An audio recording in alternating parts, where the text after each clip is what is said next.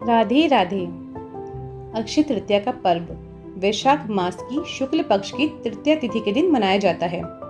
अक्षय तृतीया पर इस कथा का श्रवण करने से विशेष रूप से माँ लक्ष्मी और भगवान विष्णु की कृपा प्राप्त होती है। जो भी भक्त श्रद्धा पूर्वक इसे सुनता है उसे कभी धन्य या अन्न की कमी नहीं होती, उसके घर में समृद्धि का वास होता है।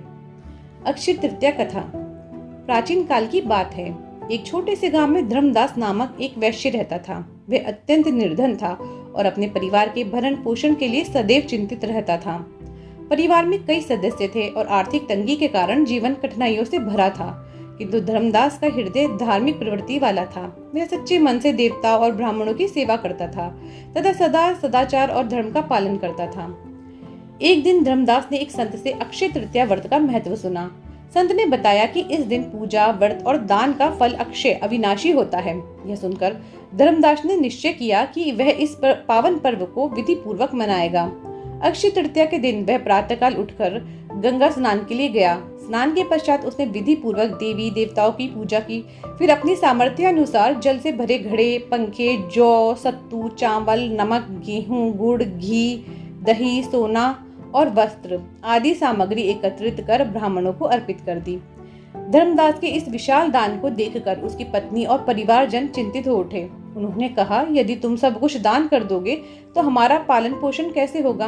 परंतु धर्मदास ने आत्मविश्वास के साथ कहा, जो भगवान को समर्पित किया जाता है वह व्यर्थ नहीं जाता। यह पुण्य मेरे और मेरे परिवार के लिए अक्षय फल देगा। धर्मदास ने हर वर्ष अक्षय तृतीया के दिन इसी श्रद्धा और समर्पण से व्रत, पूजन और दान किया। वृद्धावस्था में कई लोगों से पीड़ित होने के बाद भी उसने व्रत और दान का कर्म नहीं छोड़ा। अंततः जब उसका इस जन्म का जीवन समाप्त हुआ तो पुण्य के प्रभाव से उसे अगले जन्म में कुशावती का एक प्रतापी और धनवान राजा बनने का सौभाग्य प्राप्त हुआ। कहा जाता है कि वह राजा इतना धर्मात्मा और दानशील था कि त्रिदेव भी ब्राह्मण का रूप धारण कर उसकी यज्ञ में भाग लेने आते थे। उसके वैभव और यश का डंका दूर दूर तक बजता था, किंतु फिर भी उसने कभी अहंकार नहीं किया। वह राजा आगे चलकर भारत के महान सम्राट चंद्रगुप्त मौर्य के रूप में जन्मा।